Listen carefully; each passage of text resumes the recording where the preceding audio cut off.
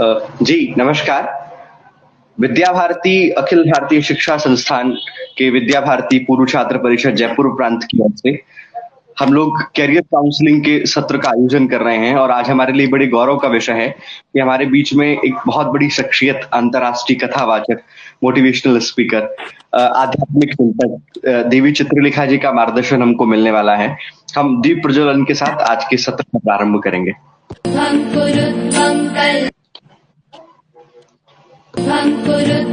कल्याणम् आरोग्यं धनसम्पदः शुभं कुरु त्वं कल्याणम् आरोग्यं धनसम्पदः शत्रुबुद्धिविनाशाय दीपज्योतिर्नमोऽस्तुते दीपज्योतिर्नमोऽस्तुते शुभं कुरु त्वं कल्याणम् आरोग्यं धनसम्पदः शुभं कुरु त्वं कल्याणम् आरोग्यं धनसम्पदः। मानस भवन में आर्यजन जिसकी उतारे आरती, भगवान भारत वर्ष में गूंजे हमारी भारती। हे भद्र भावोद्भाविनी, हे भारती, हे भगवते, सीतापते सीतापते, गीतापते गीतापते। मैं कार्यक्रम की अगली कड़ी में हमारे बीच में अंकित जी शायद अभी लेफ्ट हो गए हैं। मैं आदरणीय श्री मनोज जी राघव, आप विद्या भारती पूर्व छात्र परिषद जयपुर प्रांत के प्रांतीय संयोजक हैं, सामाजिक कार्यकर्ता हैं, विद्या भारती के पूर्व छात्र हैं। मैं आदरणीय मनोज जी से आग्रह करूंगा कि आज के कार्यक्रम की भूमिका हम सभी के मध्य रखें। आदरणीय मनोज जी। विद्या भारती पूर्व छात्र परिषद के इस ऑनलाइन कैरियर काउंसलिंग सत्र में जुड़े हुए सभी महानुभाव, पूज्य देवी चित्रलेखा जी, आप सभी का हार्दिक स्वागत, अभिनंदन। विद्या भारती पूर्व छात्र परिषद आदर्श विद्या मंदिर और सरस्वती शिशु मंदिर में पढ़े हुए पूर्व छात्रों का एक संगठन है। संख्या की दृष्टि से यह संगठन विश्व का सबसे बड़ा संगठन है। तकरीबन 8.5 लाख से ज़्यादा पूर्व छात्र हमारी पूर्व छात्र परिषद के पोर्टल पर रजिस्टर्ड हैं।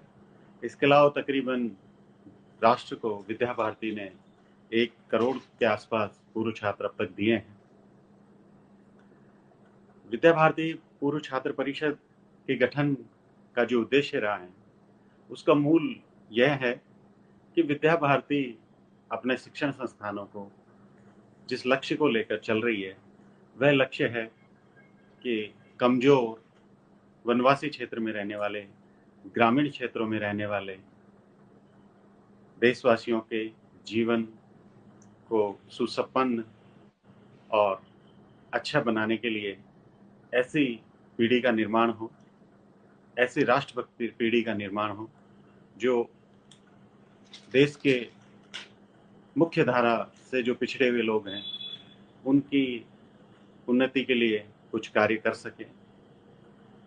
विद्या भारती की शिक्षा प्रणाली संस्कार आधारित शिक्षा प्रणाली है। आध्यात्म का संस्कार आधारित शिक्षा प्रणाली में बहुत अधिक महत्व होता है।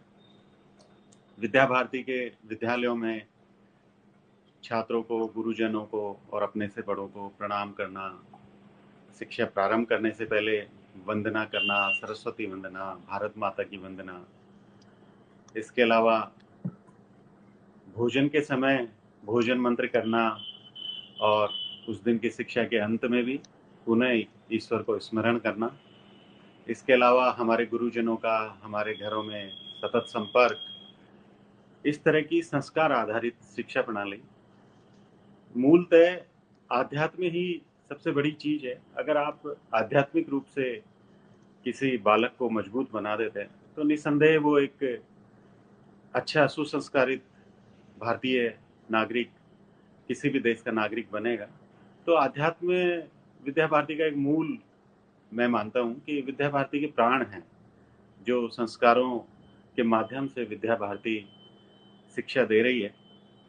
आज का जो विषय है छात्रों के जीवन में आध्यात्मिक उन्नति, यह विषय भी इसीलिए लिया गया है कि किस तरह से पूर्व छात्र या हमारे वर्तमान जो छात्र हैं वो आध्यात्म से जुड़कर किस तरह अपने जीवन को संपन्न और अच्छा बना सकते हैं। आज का पाठ्य जो हमें मिलेगा देवी चित्रलेखा जी का, मैं आशा करता हूँ सभी अभिभावक, पूर्व छात्र, आचार्य सभी इसको सुनकर लाभान्वित होंगे। धन्यवाद। बहुत बहुत धन्यवाद आदरणीय श्री मनोज जी भाई साहब। मैं बताना चाहूंगा देवी जी को भी कि आज का जो व्याख्यान है ये विद्या भारती के विभिन्न पेजों पर लाइव हो रहा है, पूर्व छात्र परिषद के भी, और हमारे विभिन्न विद्यालयों में आज सभी विद्यार्थी आज आपको डिजिटल माध्यम से सामने डिजिटल बोर्ड पर सुन रहे हैं। कई विद्यालयों में प्रोजेक्टर लगा करके आपके इस व्याख्यान को सुना जा रहा है। मैं अंकित जी से आग्रह करूंगा, आप राजकीय सेवा में कार्यरत हैं और आज के इस सत्र में अंकित जी ही आपसे प्रश्न पूछेंगे। आप प्रांतीय कार्य समिति के सदस्य हैं। मैं अंकित जी बीच में लेफ्ट भी हो गए थे। मैं अंकित जी से आग्रह करता हूं कि आप इस वर्चुअल मंच पर आएं और आज के इस कार्यक्रम में उपस्थित सभी आगंतुक अतिथियों का परिचय एवं स्वागत करें। अंकित जी।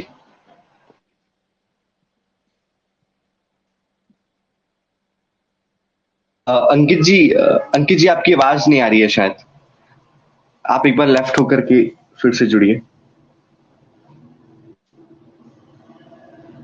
जी, तब तक मैं बताना चाहूंगा कि विद्या भारती का उद्देश्य जो है वो हमारी नई युवा पीढ़ी में संस्कार सक्षम शिक्षा देने का उद्देश्य विद्या भारती लेकर के चल रही है। वनांचल में जो बंधु बांधव रहते हैं हम उनके लिए काम करते हैं। विद्या भारती इस देश का सबसे बड़ा गैर सरकारी शिक्षा देने वाला संगठन है। कई सारे संस्कार केंद्र विद्या भारती के चलते हैं। एकल विद्यालय विद्या भारती चलाता है। और विद्या भारती का जो ये पूर्व छात्र परिषद है, इसमें ऐसे पूर्व छात्र भी हैं जो देश के विभिन्न पदों पर बड़े बड़े विभिन्न पदों पर आसीन है। एक डेटा अभी आया था जिसमें पता चला था कि देश के 4 बड़े डिस्ट्रिक्ट्स को संभालने वाले जो बड़े पद हैं उस पर विद्या भारती के पूर्व छात्र वहां पर उपस्थित हैं। अंकित जी अभी जुड़ गए हैं। मैं अंकित जी से आग्रह करूंगा कि आप सभी का परिचय कराएं। अंकित जी। जी, विद्या भारती संस्थान जयपुर प्रांत एवं पूर्व छात्र परिषद जयपुर प्रांत द्वारा आयोजित इस कैरियर काउंसलिंग के सत्र में आप सभी का हार्दिक स्वागत, अभिनंदन। सर्वप्रथम आप सभी को मेरा प्रणाम। आज हमें पूज्य देवी चित्रलेखा जी का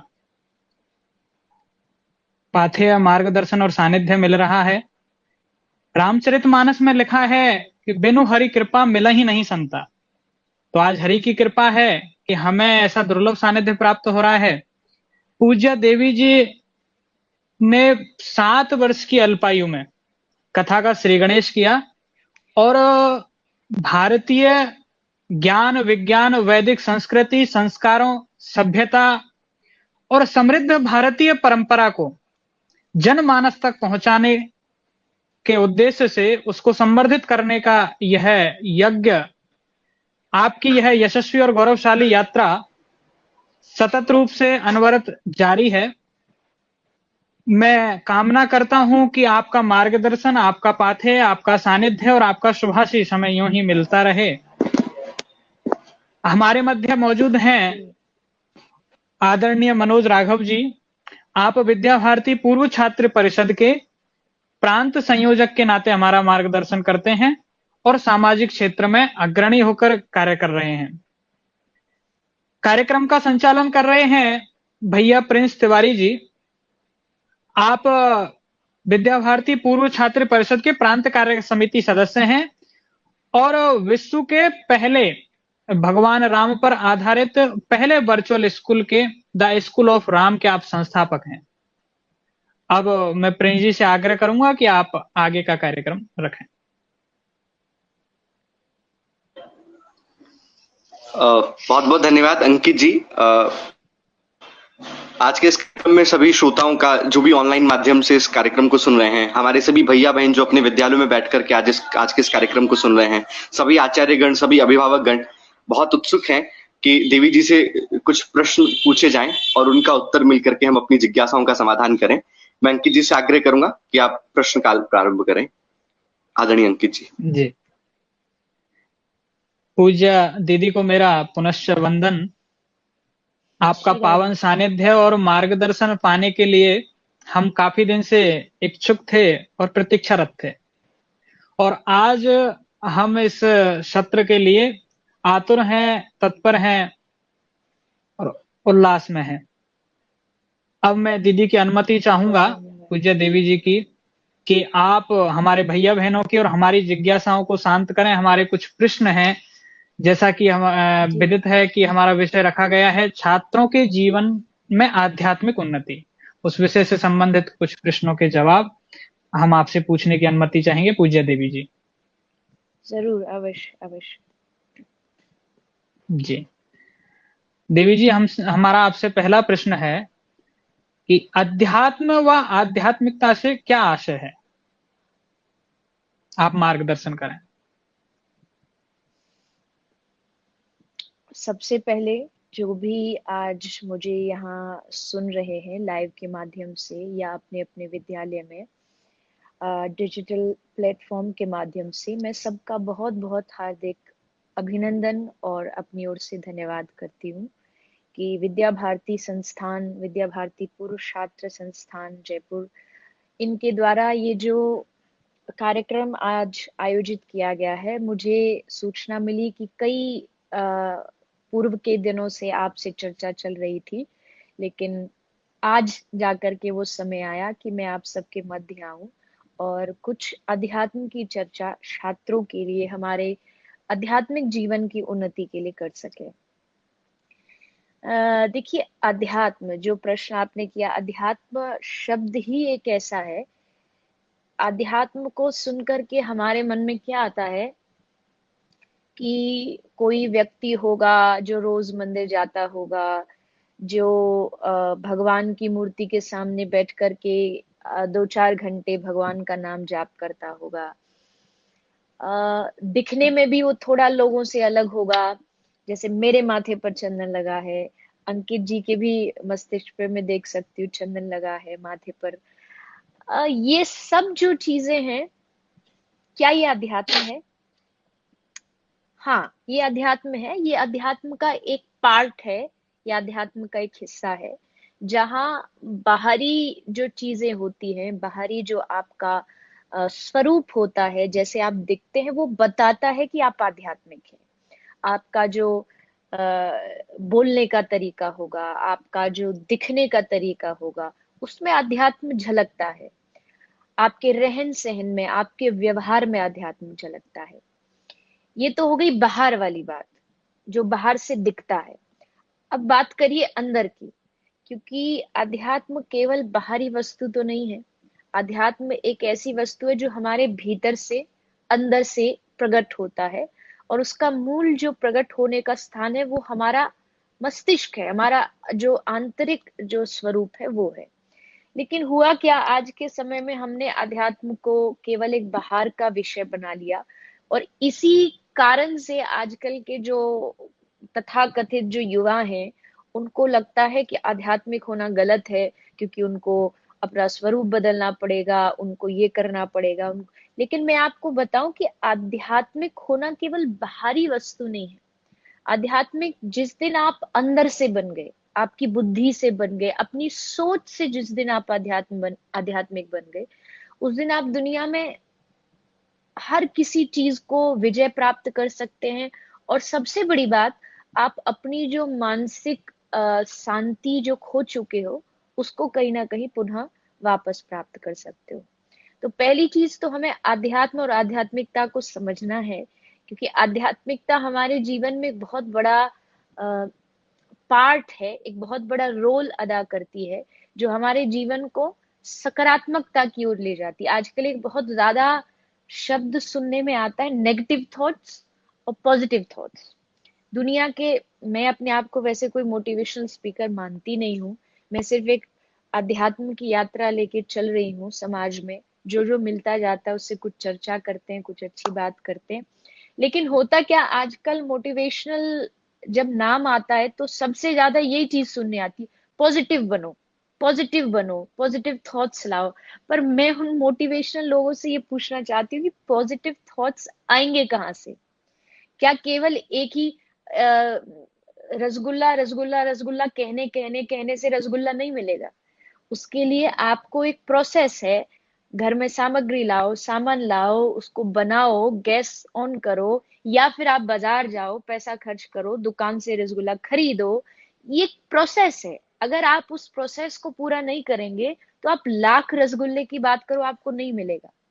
वही पॉजिटिविटी है। पॉजिटिविटी की आजकल बात हर कोई कर रहा है, बड़े बड़े लेक्चर पॉजिटिविटी पर दिए जाते हैं, लेकिन वो पॉजिटिव हो क्यों नहीं पाते लाइफ में? क्योंकि उनके जीवन में आध्यात्मिकता जो है वो मिसिंग है।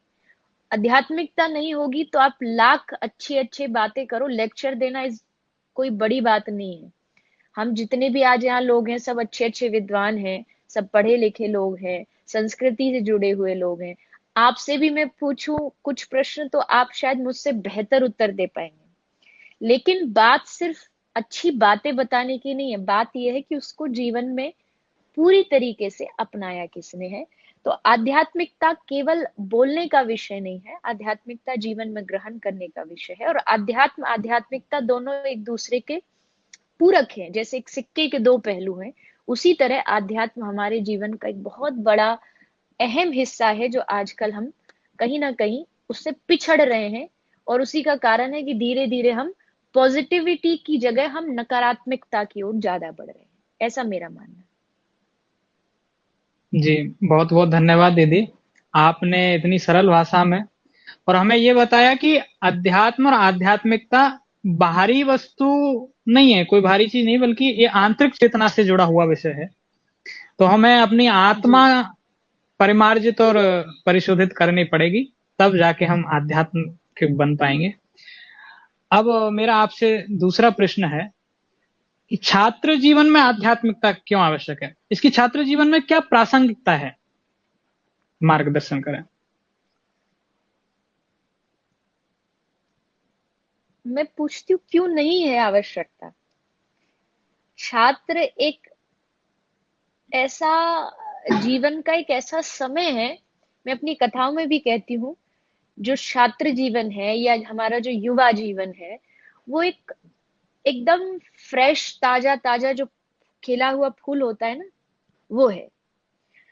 धीरे धीरे आयु बढ़ती है, हम युवा बनते हैं, हमारी फिर विवाह, पुत्र, संतान इत्यादि, वृद्धावस्था, ये जब तक आती है तब तक धीरे धीरे कहीं ना कहीं वो पुष्प धीरे धीरे मुरझाने लगता है।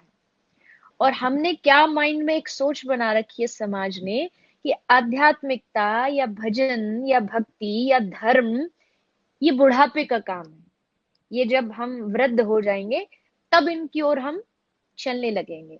लेकिन आपका जो छात्र जीवन है, उस छात्र जीवन में आपकी बुद्धि बहुत तीव्र होती है, आपका शारीरिक बल बहुत तीव्र होता है, आपके भीतर तन का बल, मन का बल, हर चीज इतनी प्रबल होती है कि आप कुछ भी कर सकने का एक जोश, उत्साह अपने मन में रखते हैं। वो धीरे धीरे आयु बढ़ते बढ़ते कहीं वो उत्साह, वो बल, वो शक्ति अपने आप थोड़ी कम हो जाती है, थोड़ी क्षीण हो जाती है। तो अगर आध्यात्मिकता का सबसे अच्छा, पूरी अगर जीवन की बात करें, सबसे अच्छा अगर कोई समय है तो वो छात्र अवस्था है, वो बाल्यपन है, वो बचपना है। मुझे लगता है आज जितने भी लोग मुझे सुन रहे हैं, सब समाज के एक ऐसे बच्चे हैं, ऐसे युवा हैं जिनको संस्कृति से जुड़ी हुई शिक्षा मिली है। और उसी का परिणाम ये है कि आप लोग आज एक ऐसा कार्यक्रम कर रहे हैं, एक ऐसा प्रोग्राम कर रहे हैं जिसमें आप अध्यात्म की चर्चा कर रहे हैं।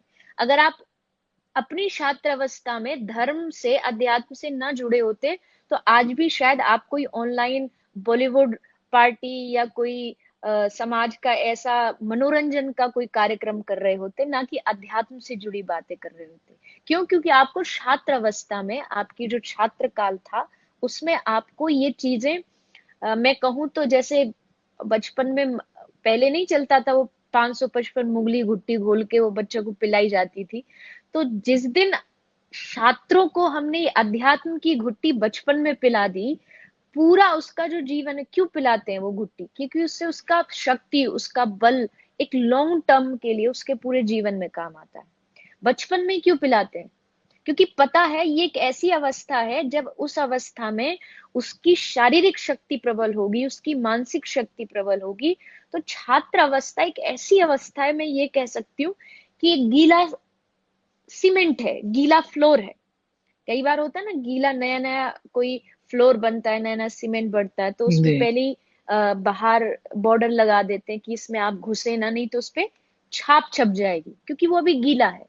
तो छात्र जीवन जो है वो एकदम गीले सीमेंट के जैसे, आप जो उस पर लिखना चाहो, जो उसकी बुद्धि पर आप अंकित करना चाहो, वो तुरंत अंकित हो जाता है।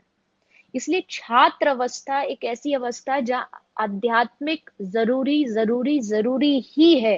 अन्यथा आप सोचें, छात्र अवस्था में भी मैं बात कर रही हूँ, केजी से लेकर के उसकी 6-7 तक की जो पीरियड रहता है, इस पीरियड में तो उसको पूरी तरीके से अध्यात्म से जोड़ना चाहिए।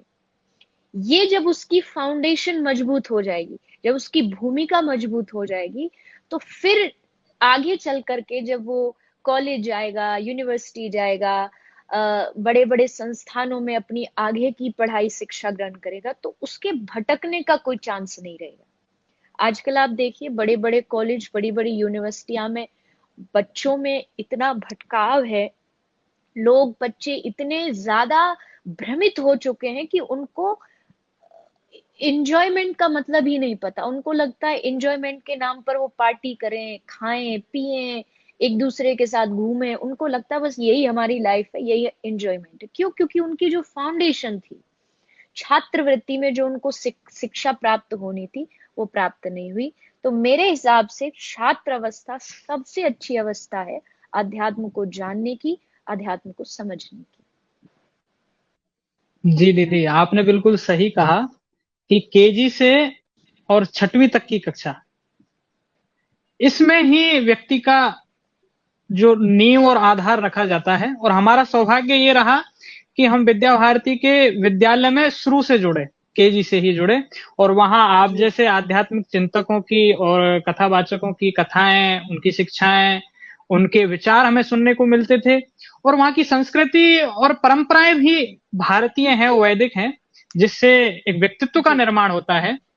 और आपने एक बात और कही कि बुढ़ापे में हम जहां आध्यात्मिक चेतना को जागृत करने का प्रयास करते हैं, तो आपने बिल्कुल सही कहा, क्योंकि जब उम्र का 3/4 भाग निकल चुका हो तब हम आध्यात्मिक बने, तो फिर हम काफी जीवन का भाग निकाल चुके हैं, हमारा मतलब एक तरीके से व्यर्थ कर चुके होंगे। बहुत धन्यवाद दीदी, आप प्रेरणा की पुंज हैं, हमारी प्रेरणा की अक्षय स्रोत हैं।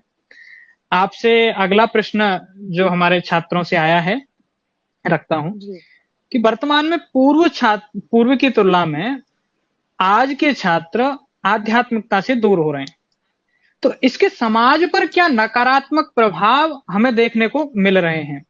कृपया आप बताएं। नकारात्मक प्रभाव तो बहुत ही ज्यादा है। मैं कितनी गिनती कराऊं, इतने हैं कि कभी कभी देख के लगता है कि क्या सचमुच जो आज शिक्षा बच्चों को दी जा रही है, क्या वो शिक्षा ही है, या केवल, देखिए दो चीज है। शिक्षा का मतलब आज के समय में लोगों ने क्या मान लिया है, इवन गलती में सिर्फ छात्रों की नहीं कह रही, यहाँ तक कि उनके अभिभावक, उनके टीचर्स, उनके समाज के अच्छे वर्ग के बड़े लोग जो उनसे आयु में बहुत बड़े, उनकी नजर में भी शिक्षा क्या है, 100 में से 99% मार्क्स ले आए, बस बच्चा बहुत पढ़ा लिखा है। उनकी नजर में अच्छे नंबर आने का मतलब शिक्षा है। उनकी नजर में ज्यादा से ज्यादा इंफॉर्मेशन उनके माइंड में स्टोर कर देना, ये शिक्षा है। लेकिन शिक्षा केवल 2+2 = 4 ये शिक्षा नहीं होती। मैं इसको सिर्फ एक इंफॉर्मेशन मानती हूँ। ये इंफॉर्मेशन है जो हमें बचपन में सिखा दी जाती है, लेकिन शिक्षा वो होती है जो वास्तविकता में आपको आपके जीवन के मूल्यों को समझाए, आपके जीवन की वैल्यूज को समझाए।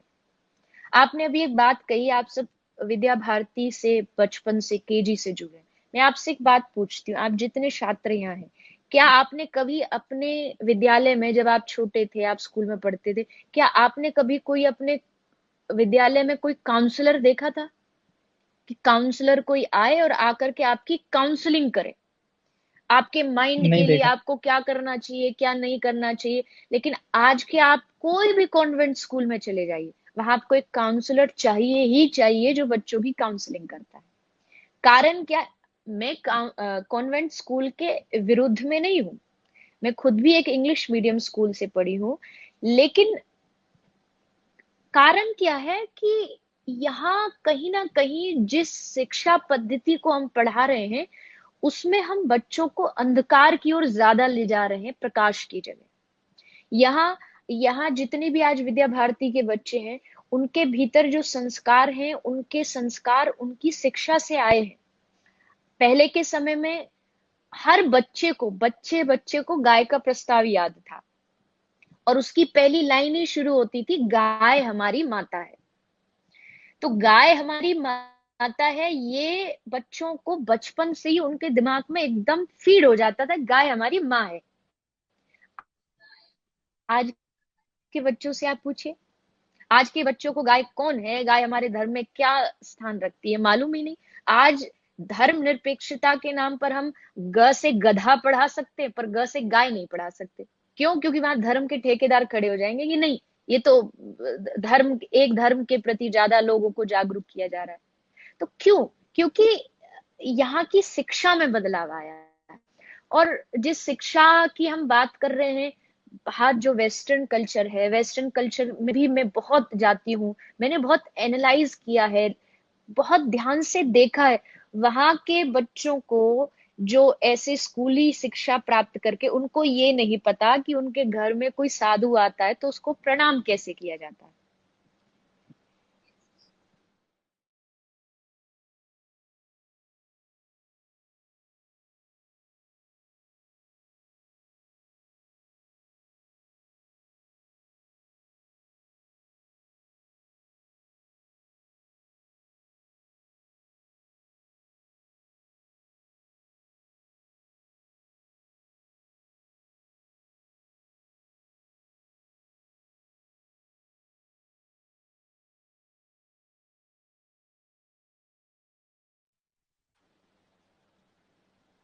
राधे राधे।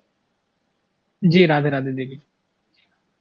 हाँ, शायद थोड़ा नेटवर्क कुछ प्रॉब्लम। जी तो मैं यही कह रही थी कि जब आपके बच्चे आपको सब कुछ बता सकते हैं, उनको पता है कि पार्टी कैसे करनी है, उनको पता है कि आजकल पूरे वर्ल्ड में क्या चल रहा है, लेकिन उनको ये नहीं पता कि घर में एक साधु आता है तो उसको प्रणाम कैसे किया जाता है, तो ये बहुत गंभीर विषय है जो हम भारतीयों को बहुत गहराई से सोचना चाहिए कि भारत एक ऐसा देश, धर्म का देश, परंपराओं का देश, अगर उसमें बच्चों को संतों के साथ व्यवहार करना नहीं आता, उसमें बच्चों को धर्म से जुड़ी, अध्यात्म से जुड़ी चीजें नहीं आती, तो बहुत विचारणीय। और उसी का परिणाम ये हो रहा है कि युवा धीरे धीरे धर्म से, अध्यात्म से हट रहे हैं। लेकिन इसमें बहुत बड़ा जो रोल है, मुझे लगता है टीचर्स कर सकते हैं, अध्यापक कर सकते हैं, अभिभावक कर सकते हैं। जी देवी दी, आपने बिल्कुल सही कहा। आज की जो शिक्षा पद्धति है उसमें छात्र के दिमाग को एक डेटा सेंटर के रूप में विकसित किया जा रहा है, इससे ज्यादा और कुछ भी नहीं है। जी उसको मूल्यपरक और नैतिक शिक्षा से दूर रखा जा रहा है, और इसका ही दुष्प्रभाव ये है कि आज चाहे दहेज हत्या हो, चाहे आत्महत्या हो, चाहे मानसिक पीड़ा हो, तनाव हो, चिंता, डिप्रेशन, ये कई प्रकार की समस्याएं आज समाज में बिल्कुल हम देख सकते हैं स्पष्ट रूप से। बहुत धन्यवाद। अब हमारा एक और प्रश्न आपसे जिज्ञासा आई है कि छात्रों के आध्यात्मिक उन्नयन हेतु समाज के विभिन्न वर्ग यथा छात्र, शिक्षक, विद्यालय जी और सरकार, इन सबकी क्या भूमिका होनी चाहिए? इन सबको क्या करना चाहिए कि एक छात्र का आध्यात्मिक विकास हो सके, वो अध्यात्म में उन्नत हो सके? देखिए, मुझे लगता देवी है जी। पहली पढ़ाई तो शुरू होती है बच्चे के घर से। क्योंकि स्कूल में आने से पहले भी वो 5 साल से पहले 5 साल जी चुका होता है अपने घर परिवार में। तो वो 5 वर्ष के जो उसके संस्कार हैं घर परिवार के, उसको फिर स्कूली शिक्षा विद्यालय आगे बढ़ाता है। तो पहली जो स्टेप, जो पहली जिम्मेदारी बनती है, वो बनती है माता पिता की। माता पिता अपने घर में किस तरीके से बच्चे को आगे बढ़ाते हैं, उसको अध्यात्म के बारे में क्या सिखाते हैं। अब मुझे लगता है अगला जो चिंता का विषय वो ये है कि माता पिता अध्यात्म तो बच्चों को जब सिखाएंगे ना, जब उनको स्वयं को कुछ पता हम्म, होगा। उनको स्वयं बिल्कुल। को नहीं पता, माता पिता ने खुद रामचरितमानस कभी नहीं पढ़ी, भगवत गीता कभी खोल करके नहीं देखी कि उसका पन्ना दिखता कैसा है, तो अपने बच्चों को क्या शिक्षा देंगे। और फिर वो चाहते हैं कि उनका भविष्य अच्छा हो, उनकी पीढ़ी अच्छी हो, लेकिन उस भविष्य को अच्छा बनाने के लिए घर के जो बड़े हैं, माता पिता, उनको पहला कदम उठाना पड़ेगा। मैं हमेशा कहती हूँ, पेरेंट्स बनना आसान नहीं है। पेरेंटिंग एक बहुत बड़ी आर्ट होती है जो हर किसी को नहीं आती। दुख की बात यह है कि आज के ज़माने में हर क्षेत्र में जाने के लिए आपको एक कोर्स करना पड़ता है, लेकिन माता-पिता बनने का कोई कोर्स नहीं। मुझे लगता है होना चाहिए, क्योंकि बिल्कुल। माता-पिता को नहीं पता, बच्चों को बचपन से ही, छोटा भी है तो क्या कहते हैं, ये तो अरे कोई बात नहीं, बच्चा है अभी। लेकिन उनको ये नहीं पता, यही उम्र है जहाँ ये सब कुछ इसके दिमाग में सब एकदम बैठता जा रहा है। उनको खिलौने के नाम पर कुछ भी ऐसा खिलौना लाके दे दिया जिससे उनकी मानसिकता मानसिकता जो है वो हिंसक बन जाए। उनको लगता है कि ये सिर्फ एक टॉय है, लेकिन टॉय नहीं है, वो उसका भविष्य है। वो उसका भविष्य तय कर रहा है।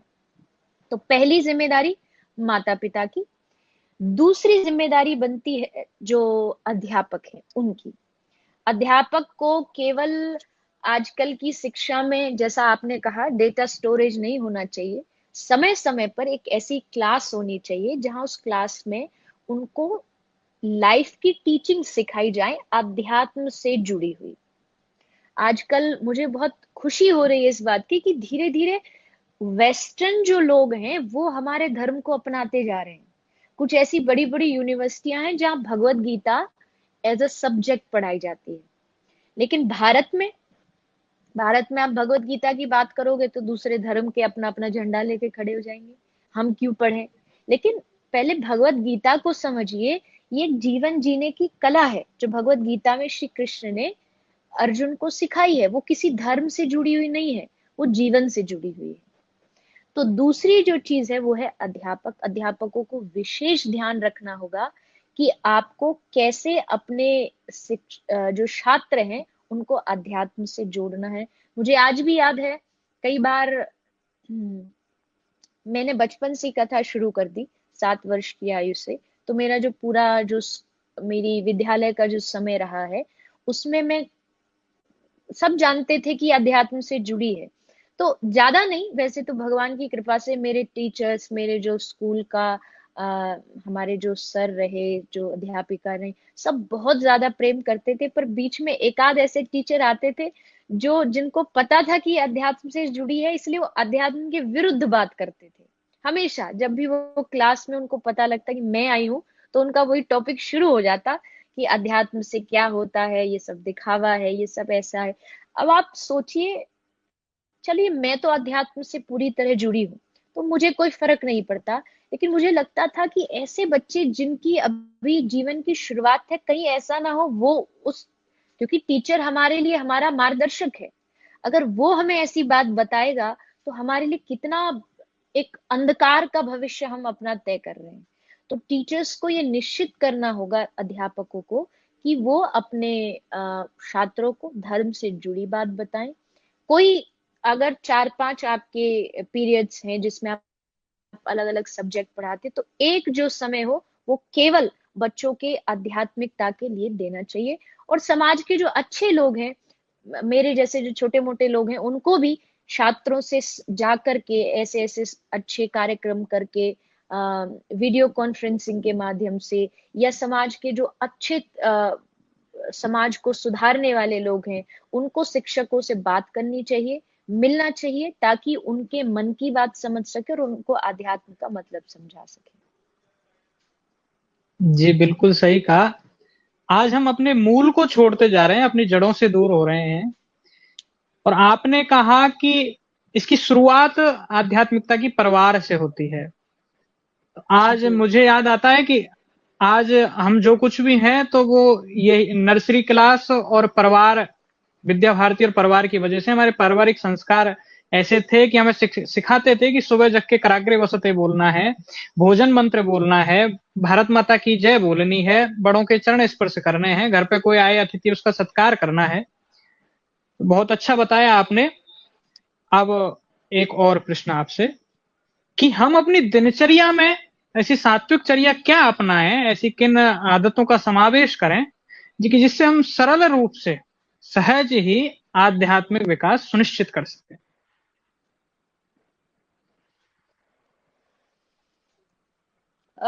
देखिए उसमें कई सारी चीजें हैं। पहली चीज तो मुझे लगता है कि हर छात्र को अपने जीवन का कुछ समय ऐसा निश्चित करना चाहिए जब वो अध्यात्म से जुड़े लोगों की बातें सुने, जिसे हम सत्संग कहते हैं।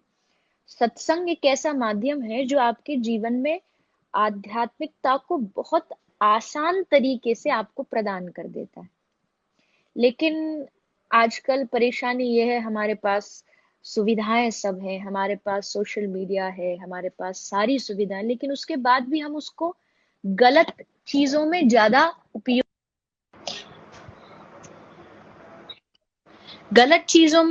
करने की वजह से। मेरी आवाज आ रही है आपको? जी दीदी आ रही है।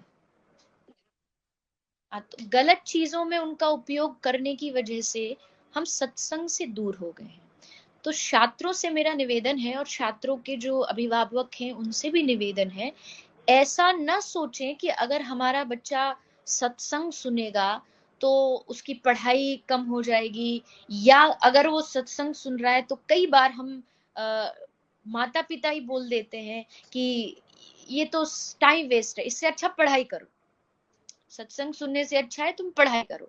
लेकिन उनको ये नहीं पता कि जब तक इसके भीतर सत्संग की समझ नहीं आएगी तो उस पढ़ाई का भी कोई फायदा नहीं। आप देखिए बड़े बड़े आतंकवादी हुए, क्या वो पढ़े लिखे नहीं थे? बड़े बिल्कुल। बड़े अच्छी अच्छी यूनिवर्सिटियों से पढ़ करके आए थे, लेकिन उन्होंने किया क्या? बहुत सारे ऐसे बड़े पद के डॉक्टर्स हैं, कई बार हम ऐसे स्कैंडल्स देखते हैं, डॉक्टर होते हुए किडनी लोगों को बेच रहे हैं, बॉडी पार्ट्स बेच रहे हैं। क्या पढ़े लिखे नहीं है वो लोग? अच्छी पढ़ाई की, इतनी बड़ी डिग्री ली, लेकिन शायद शायद क्या पक्का बचपन में उनके माता पिता ने ये नहीं कहा होगा कि तुम थोड़ा सत्संग सुनो।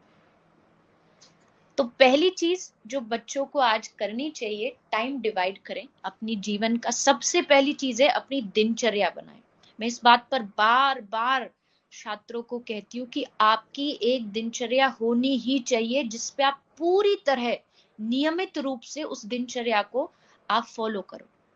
सुबह उठते हैं, सुबह उठ करके आप थोड़ा समय निकालिए, भगवान के सामने बैठिए। आपके परिवार में अगर कोई गुरु है, उन्होंने जो मंत्र दिया है उसका थोड़ा जाप करिए, क्योंकि आपकी दिन की शुरुआत होनी चाहिए एक बहुत ही सुंदर तरीके से, क्योंकि वही उसी पर निर्भर करता है आपका दिन कैसा जाता है। पर आजकल के छात्रों को देखो, उठते ही उठते उनको व्हाट्सएप चलाना होता है, उठते ही उठते उनको फोन चलाना होता है। तो जब आपकी दिन की शुरुआत ही ऐसी हो रही है तो अंत तो बहुत ही बुरा होगा। तो इसीलिए सुबह का समय, थोड़ा समय आप अपनी पूजा के लिए निकालिए। आप बहुत भाग्यशाली हैं कि आपको भारत भूमि में जन्म मिला है, आपको सनातन धर्म में जन्म मिला है। उसके महत्व को समझिए, उसकी वैल्यू को समझिए। तो सुबह अपनी पूजा का समय निकालिए, उसके बाद फिर आप अपना खाना पीना, स्कूल कॉलेज जॉब जो कर रहे हैं आप वो करिए। उसके बाद जो मैंने आपसे कहा, थोड़ा सत्संग का समय निकालिए। अगर आप सत्संग से जुड़ जाएंगे तो धीरे धीरे आध्यात्म आपके जीवन में आएगा। तीसरी चीज, पढ़ने का अभ्यास शुरू करिए। आजकल ये जो बढ़ गए हैं हमारे पास सोशल मीडिया का सिस्टम, यूट्यूब इत्यादि, अच्छा है। मेरी खुद की कथाएं लोग यूट्यूब पे सुनते हैं तो मैं उसको बुरा कैसे बोलूं, लेकिन इससे निकल करके भी, डिजिटल वर्ल्ड से निकल करके थोड़ा किताब पढ़ने की आदत डालिए। आजकल बहुत सारे ऑप्शन हो गए हैं कि आप किताबों को भी, बहुत सारी चीजें आती हैं उस पे पढ़ सकते हो, लेकिन मैं कह रही हूँ आप किताब पढ़ने की आदत डालिए। आप किताब पढ़िए, एक पेंसिल लीजिए, जो जो चीजें आपको उस किताब में अच्छी लगती जाए उनको आप टिक लगाते जाइए, ताकि कभी भी आज से 10 साल बाद भी अगर आप उस किताब को खोलें तो आपको पता लगे कि आपने ये चीज पढ़ी है और ये आपके लिए महत्वपूर्ण है, ये आपके लिए जरूरी है। और ये मैं स्वयं करती हूँ और इससे मुझे बहुत फायदा होता है, इसलिए मैं आज ये बात यहाँ पर अपना अनुभव बता रही हूँ। तो थोड़ा सा पढ़ने की आदत डालिए। और कोई भी जीवन में बहुत जरूरी एक और लास्ट चीज जो मैं आपको बता रही हूँ आध्यात्मिकता के लिए, अपने जीवन में अंग्रेजी में जिसे कहते हैं ना मेंटोर, जो आपको गाइड करता है, ऐसा एक जी मेंटोर रखिए। आपके घर का कोई सदस्य हो या घर के बाहर कोई गुरु रूप में हो, आपका कोई भी रिश्तेदार हो सकता है, कोई संत हो सकता है, गुरु हो सकता, कोई भी। अपने जीवन में एक मेंटोर रखिए जो समय से आपको आध्यात्म की शिक्षा। ये कुछ कुछ चीजें हैं, अगर आप करेंगे तो मुझे लगता है कि आध्यात्मिकता की ओर आपकी रुचि बढ़ने लगेगी। जी बिल्कुल दीदी, आपने सही कहा कि हमें अपना एक आदर्श बनाना चाहिए, गुरु बनाना चाहिए जो हमें एक उचित राह प्रदान करे, एक दिशा प्रदान कर सके, जिस पर हम अपना जीवन के पथ पर उस पर आगे बढ़ सकें। आपने एक बात और कही कि आतंकवादी भी पढ़े लिखे होते हैं। कितनी अच्छी बात है कि जब तक शिक्षा का स्वरूप सही नहीं होगा तो उस शिक्षा का नकारात्मक फायदा, नकारात्मक भी हो सकती है वो। जी ये आपने बहुत अच्छी बात कही। तो शिक्षा जब तक समाज के लिए हितकारी नहीं हो तब तक उस शिक्षा का कोई महत्व नहीं रह जाता। एक बात और कही कि हम अपने पुरातन स्वरूप को भूलते जा रहे हैं। हमें अपने पुरातन वैभव का भान नहीं है, उसकी पहचान नहीं है, उस पर गौरव नहीं है। मैंने 2 दिन पूर्व दैनिक भास्कर अखबार पढ़ रहा था। उसमें एक खबर थी कि ब्रिटेन में गाय थेरेपी चल रही है, काउ थेरेपी चल रही है, कि जो लोग डिप्रेशन का शिकार हैं कई कई वर्षों से, उनको एक कंपनी ने सेंटर बनाए हैं, वहां गायों को रखा है, तो वो दिन भर वहीं रहते हैं, उन गायों को सहलाते हैं। और उसका सकारात्मक प्रभाव ये है कि कई लोग तो डिप्रेशन से एकदम बाहर निकल चुके हैं। तो उन लोगों ने जाना है, माना है, अपनाया है, और अपन लोग भूल रहे हैं। बिल्कुल, बहुत अच्छा कहा। मैं आप जो बता रहे, मैंने भी वो पढ़ा था और मुझे पढ़ के बहुत अच्छा लगा, क्योंकि मैं खुद एक गौ माता की सेवा से जुड़ी हुई हूँ। यहाँ तक कि अभी मैं पिछले महीना इंग्लैंड थी, तो वहां मैं खुद एक 2 गौशाला में गई, जहाँ जी लोग गौशाला में आते, वहाँ के जो डॉक्टर्स हैं वो इस चीज को प्रिस्क्राइब कर रहे हैं अपनी लिस्ट में कि आप जाइए। उनके लिए, यद्यपि उनके लिए गाय एक पशु है, वो माँ के समान नहीं मानते, लेकिन फिर भी वो जानते हैं कि उसके पास आप बैठोगे तो आपको थोड़ा सा एक सकारात्मक ऊर्जा मिलती है, आपकी मानसिकता ठीक होती है। वहीं अगर आजकल की बात करें, हम अपने भारत करें, तो यहाँ के बच्चों में अभी गाय को लेकर के, अपने धर्म को लेकर कोई जागरूकता नहीं है। तो आपने बिल्कुल सही कहा, आप शिक्षा वो है ही नहीं जो आपको अपने धर्म और अध्यात्म से दूर करे, ऐसा मेरा मानना है। बिल्कुल, हमें तो अध्यात्म से लगाव होना चाहिए, उसे अपनाना चाहिए और ऐसी जगहों पर जाना चाहिए, क्योंकि वहां का जो एक विज्ञान में पढ़ाया जाता है कि चुंबक होती है और चुंबक का चुंबकीय क्षेत्र होता है, विद्युत का तार होता है तो विद्युत चुंबकीय क्षेत्र होता है। तो इसी प्रकार से जब मंदिरों में, गौशाला में, किसी कथा में जाते हैं तो वहां एक सकारात्मक एनर्जी का सर्किल होता है, और उस सर्किल में जैसे ही अपन प्रवेश करते हैं तो निश्चित ही हमारे अंदर एक नवोर्जा का संचार होता है, नवोन्मेषी भाव उठते हैं, एक मतलब शुद्धता आती है, पावनता आती है। अब मैं आपसे इजाजत चाहूंगा, एक प्रश्न और हम जिज्ञासा आई है कि समाज में एक भ्रांति है कि आध्यात्मिक जी गतिविधियों, जो आपने पहले भी बताया है कि आध्यात्मिक गतिविधियों से पढ़ाई में बाधा उत्पन्न होती है। मैंने कई अभिभावकों को देखा है, जैसे ही कोई छात्र भजन कर रहा है, कहीं मंदिर में जा रहा है, तो वो उससे, जो आपने कहा था कि टोकते हैं कि पढ़ाई कर, इन चीजों में क्या रखा है, इनको तो बाद में कर लेना। तो इस पर आपका क्या मत है, क्या जी विचार है? इसका मतलब ये है कि आपको असल में कोई मानव नहीं चाहिए, आपको बस एक एटीएम मशीन चाहिए अपने बच्चे के रूप में, जो कुछ अच्छी सी डिग्री ले ले, अच्छे पद पर पहुंच जाए, बढ़िया बढ़िया पैसा कमाए, अच्छी सैलरी लेकर के आए, घर आपका पैसों से बढ़िया चलता रहे। इसका सीधा सा मतलब यही है कि आपको सिर्फ पैसे से लेना देना है, आपको उसके व्यक्तिगत जीवन से या आपको समाज से कोई लेना देना नहीं है, तभी आप ये बात अपने बच्चों को कह सकते हैं। लेकिन ये बहुत बड़ी नासमझी है, क्योंकि हर एक माता पिता को ये समझना होगा, जैसे हमारी पहले भी इसी टॉपिक पे तब से ये विषय चल रहा है, कि आध्यात्मिकता के बगैर एक छात्र का जीवन ऐसा है जैसे बिना नमक के सब्जी। उसमें आप इंफॉर्मेशन डाल दो, डेटा डाल दो, ठीक है, वो भी अच्छा है, वो जरूरी है आज के लिए, मैं मना नहीं कर रही। जैसे सब्जी में हल्दी भी जरूरी है, मिर्च भी जरूरी है, मसाला जरूरी है, लेकिन सब कुछ होते हुए अगर नमक नहीं होगा तो वो सब्जी बेकार है, आप उसे नहीं खाएंगे। ठीक उसी तरह ये सारी चीजें थोड़ा थोड़ा मिर्च मसाला है, लेकिन आध्यात्मिकता वो नमक का काम करता है, जिसके बगैर आपकी सब्जी, आपका भोजन बेकार है। अगर वो नहीं होगी तो आप बच्चों को लाख कोशिश करो, लाख पढ़ाओ, अच्छी अच्छी बड़ी बड़ी डिग्रियां दिलाओ, लेकिन उससे कोई लाभ नहीं होगा। इतिहास पढ़ लीजिए, इतिहास में जितने भी लोग थे, जितनी भी स्कूली पद्धति थी, चलिए स्कूल विद्यालय ये सब तो बाद में बने, हमारी जो पद्धति है वो गुरुकुलीय शिक्षा रही है। और गुरुकुल में बच्चों को क्या सिखाया जाता था? वेद पाठ, मंत्रोच्चारण, ये सब तो था ही, लेकिन सुबह ब्रह्म मुहूर्त में उठना, शिखा रखना, क्या पहनना है, वो वेशभूषा। तो अब आप कहेंगे कि बच्चों के जीवन में वो आध्यात्मिकता पढ़ाई में अगर बाधा बनती तो शिवाजी जैसे बच्चे नहीं होते।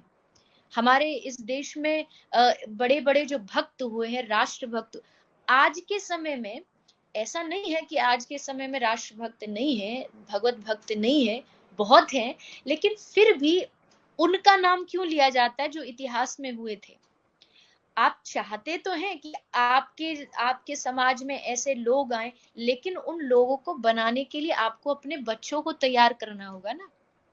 वही वाली कहावत है कि सबको पता आज देश को एक भगत सिंह चाहिए, भगत सिंह पैदा होना चाहिए, सही पर है। मेरे घर में नहीं, पड़ोस।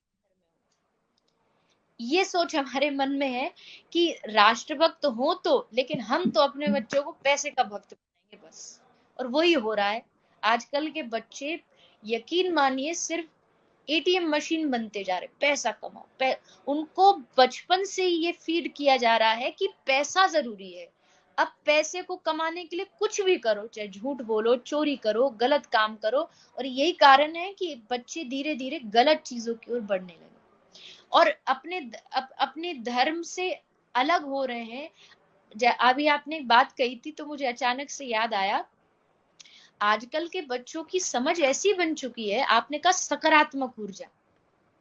हमारा धर्म कब से कहता आ रहा था कि सतोगुण, रजोगुण, तमोगुण ये गुण होते हैं, जो खाने में भी होते हैं, जो पहनने में भी होते हैं, बोलने में भी होते हैं। किसी ने नहीं माना। युवा बोले कि ये हम क्यों माने, लेकिन उसी को वेस्टर्न कल्चर के साइंटिस्टों ने आके बोल दिया कि जी वाइब्स होती हैं, अंग्रेजी शब्द दे दिया, गुड वाइब्स और बैड वाइब्स। सारे युवा उसके पीछे पड़ गए, हाँ बड़ी अच्छी नई चीज आई है कुछ मार्केट में, गुड वाइब्स बैड वाइब्स। अरे तुम्हारा धर्म सदियों से कहता आ रहा है कि सकारात्मक ऊर्जा होती है, नकारात्मक ऊर्जा होती है। वहां तुमने उस चीज को माना नहीं, विज्ञान ने एक नया अंग्रेजी का तुमको शब्द दे दिया तो तुम मानने लगे। वाइब्रेशन होती है, विज्ञान कह रहा है भोजन में वाइब्रेशन होती है। आजकल आप देखो युवाओं में ऐसा ट्रेंड चला हुआ है नॉनवेज खाने का। क्यों? क्योंकि ये वही बच्चे हैं जिनका आप कह रहे हैं ना, जिनके माँ बाप जब वो सत्संग या कथा सुन रहे होते तब कहते हैं कि ये टाइम वेस्ट है, इससे अच्छा पढ़ाई करो। ये वही बच्चे हैं, क्योंकि उनके माता पिता ने उनको यही सिखाया कि तू पढ़ाई कर, बस जीवन में जीवन कैसे जीना ये मत सीख। उनको पता ही नहीं। आपको पता होगा, आप विद्या भारती से जुड़े सब लोग हैं, एक बहुत बड़ी जी।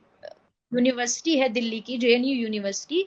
उस यूनिवर्सिटी के बच्चों ने प्रस्ताव रखा था आज से कुछ साल पहले कि हमें अपनी यूनिवर्सिटी में बीफ पार्टी करनी है।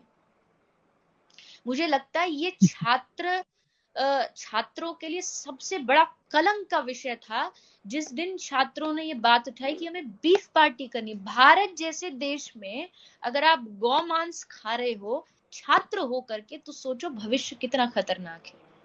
तो जो माँ बाप गलती से भी ये बच्चों को कह रहे हैं ना कि आप पढ़ाई की जगह सत्संग की जगह पढ़ाई करो, तो उनको ये समझना चाहिए ये चारों ओर जो हो रहा है ना, ये इसी की वजह से हो रहा है, क्योंकि आपके जो बच्चे हैं वो अध्यात्म से, सत्संग से दूर हैं।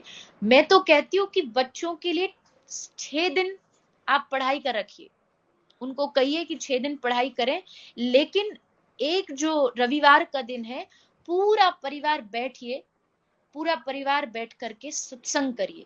बाहर कहीं नहीं जा सकते, कोई बात नहीं, आप खुद हाथ में भगवत गीता लीजिए और अपने बच्चों को सुनाइए। ये चीजें माता पिता समझ गए, उस दिन हर छात्र सकारात्मकता की ओर जाएगा और अध्यात्म की ओर जाएगा। जी दीदी, मेरा विश्वास है कि लोग ये फिर से अपनाएंगे हमारी वैदिक परंपराओं से, उन वैदिक परंपराओं को अपनाएंगे। ये लोग हमारी नहीं मानेंगे, लेकिन डॉक्टरों की और वैज्ञानिकों की मानेंगे। अभी डॉक्टर और पाश्चात्य वैज्ञानिक भी कहते हैं कि जैसे ही हम जगते हैं तो तुरंत उठना नहीं चाहिए, इससे हार्ट अटैक की समस्या आती है। तो वो तो हमारे पूर्वज वैसे भी कहते थे, और विद्या भारती के विद्यालयों में ये सिखाया भी जाता है कि हमें जैसे ही हम बिस्तर छोड़ें तो एक बार बैठें और कराग्रे वसते लक्ष्मी कर्मध्य सरस्वती इसका पाठ करें, धरती को प्रणाम करें, उसको छुएं, उसके प्रति आभारी रहें, कृतज्ञ अनुभूति करें, तब फिर खड़े हों। अब आज उसको डॉक्टर कह रहे हैं, लोग अपना रहे। तो चलो, कुछ लोगों के समझ में आ रहा है। और आपने एक बात कही कि आजकल वास्तव में आदमी को एक मशीन बना दिया। व्यक्ति के जीवन का उद्देश्य है पढ़ना और फिर डिग्री लेना, अब वो चाहे किसी भी माध्यम से कैसे भी प्राप्त हो, उसके बाद एक नौकरी प्राप्त करना, उसके बाद शादी करना, बच्चे करना और मर जाना। ये एक जीवन की चक्र बन गया है। तो फिर समाज उनको याद नहीं रखता है जीवन जीने की कला क्या है, जीवन का असल उद्देश्य क्या है, इसकी वास्तविकता क्या है, हमें ईश्वर ने क्यों भेजा है, हम ये कुछ पता ही नहीं है। व्यक्ति का केवल शैक्षिक विकास हो रहा है, बौद्धिक, मानसिक, चारित्रिक, नैतिक, आध्यात्मिक, ये विकास से हम दूर होते जा रहे हैं। और इन सब विकासों के लिए, कि जो कहें कि व्यक्तित्व के सकल, समग्र और सर्वांगीण और चहुमुखी विकास के लिए आध्यात्मिकता का होना आवश्यक है, ये आपकी बातों से हमें सार रूप में समझ में आया। आज का यह संवाद निश्चित ही समाज के सभी वर्गों को, जनमानस को विशेषतः लाभप्रद रहेगा, शिक्षाप्रद रहेगा। और हम चाहेंगे कि आगे भी आप यथा समय हमें मार्गदर्शन प्रदान कर, हमारे व्यक्तित्व को परिशोधित, परिमार्जित कर, हमारी आध्यात्मिक चेतना को जगाएं, हमारी आध्यात्मिक चेतना को, नवीनमोशी विचारों को उद्घाटित करते रहें। और हम पर आपका शुभाशीष यूं ही बना रहे। काफी छात्र, शिक्षक, प्रधानाचार्य और भी अन्य अन्य लोग आपको लाइव देख रहे हैं। तो अब एक अंतिम की, इतने लोगों को आपका एक अंतिम प्रेरक संदेश क्या होगा?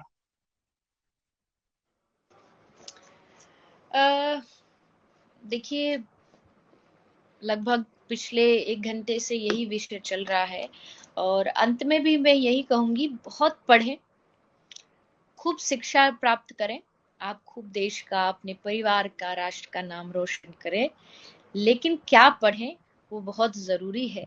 उस पढ़ाई होती क्या है, बस उसको समझ लीजिए। शिक्षा होती क्या है उसको समझ लीजिए। अगर वो आप समझ लेंगे तो आपके जीवन में जो नीरसता है, आज जो बढ़ता हुआ डिप्रेशन है, जैसे आपने कहा, आज से कुछ समय पहले, आप समय की बात कर रहे हैं, आप जिस विद्या भारती में केजी से पढ़े, मुझे लगता है उस समय आपको ये नाम भी नहीं पता होगा कि डिप्रेशन होता क्या है, ये कोई बीमारी भी होती बिल्कुल। है, ऐसा भी हम नहीं जानते थे। मेरी आयु भी बहुत नहीं, पर मैंने भी इस चीज को आज से, कथा करते करते मुझे 7 साल की आयु से शुरू की, आज से 3-4 साल एक ऐसे हुए जिसमें डिप्रेशन नाम की एक बीमारी भूत जैसे बढ़ गई है। जहां देखो सब लोग, बच्चे, छोटे छोटे स्कूल के बच्चे, अगर उनके मार्क्स उनके मन के मुताबिक नहीं आते तो लोग डिप्रेशन में चले जाते हैं, डॉक्टर से जाके उनको टेबलेट्स लेनी पड़ रही है। तो क्यों? क्योंकि हमने उस समाज को वैसा निर्माण किया है। लेकिन अभी भी अगर हम चाहें तो उस समाज को फिर से पहले जैसा बना सकते हैं। ये डिप्रेशन नाम की, स्ट्रेस नाम की, एंजाइटी नाम की ये बीमारी हमारे देश में तो दूर दूर तक नहीं होनी चाहिए, क्योंकि हम ऋषियों की संतानें हैं। हम किसी बाहरी विदेश से आए हुए लोग नहीं है जिनको समझाया जाए कि डिप्रेशन नहीं होना चाहिए, मानसिक तनाव नहीं होना। हमारे ऋषियों ने इतने सुंदर सुंदर शास्त्र दिए हैं, उनको पढ़िए और अपने उज्जवल भविष्य बनाइए, समाज के लिए कुछ करिए, देश के लिए कुछ करिए।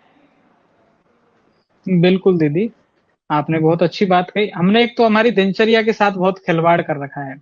आज मैं एक दोस्त से मिला था, उसने कहा यार अंकित थकान की समस्या रहती है, थोड़ा मन सा नहीं लगता। तो मेरे बातों में एक बात आई कि यार मैं रात में 3 बजे सोता हूँ, सुबह 10 बजे उठता हूँ। मैंने 3 बजे तक क्या करता है भाई? बोला पढ़ाई करता हूँ। मैंने कहा जब दुनिया जग रही होती है तब तुम सोने जाओगे, जब दुनिया से उलट चलोगे तो तुम्हारे साथ भी उल्टा ही होगा फिर। तो हमें क्या जी क्या पढ़ना है, कब पढ़ना है, कैसे पढ़ना है, इन सब की जानकारी हमें होनी चाहिए और जीवन में अपनाना चाहिए। आप दीदी, आपको कौन नहीं जानता, आप विश्वविख्यात हैं, अंतर्राष्ट्रीय कथावाचक हैं, आध्यात्मिक चिंतक हैं और आपने समाज को बहुत कुछ दिया है, बहुत कुछ दिया है। आपका योगदान अविस्मरणीय है और हमें इस बात की खुशी है कि आज आपका दुर्लभ सानिध्य प्राप्त हो रहा है। आज का दिन वाकई ये असाधारण दिन है, अविस्मरणीय दिनों में से है, हमारे स्वर्णिम दिनों में से है। हम बहुत आभारी हैं, आपके ऋणी हैं, कृतज्ञ भाव से आपको पुनः पुनः प्रणाम करते हैं कि आपने अपने व्यस्ततम समय में से, मुझे जानकारी प्राप्त हुई कि अभी आपकी छत्तीसगढ़ में कथा चल रही है, आपको शाम को समय नहीं था, तो आपने सुबह समय निकाला हमारे लिए, हमारे भैया बहनों के लिए और मार्गदर्शन दिया या आशीर्वचन कहे। तो हम तो आपके पुनः पुनः बहुत ऋणी हैं, हृदय के अंत भावों से। बहुत और बहुत हम ये कामना जी, मुझे और हम ये बताया। जी बहुत बहुत धन्यवाद। और हमारी प्रभु से ये कामना है कि आपकी जो ये यात्रा है सनातन को आगे बढ़ाने की, हमारे संस्कृति संस्कारों को आगे बढ़ाने की, ये यात्रा प्रकर्ष पर पहुंचे, चरमोत्कर्ष को हासिल करे। पुनः पुनः आभार, धन्यवाद, प्रणाम। बहुत बहुत धन्यवाद। आप सब आज यहाँ जुड़े और मेरी इन बातों को सुना। आप सबका, छात्रों का उज्जवल भविष्य, यही मेरी ठाकुर जी के चरणों में प्रार्थना। बहुत बहुत जी, जी आप सभी छात्रों का, बहुत बहुत धन्यवाद प्रधानाचार्यों का। आप सभी लोगों का।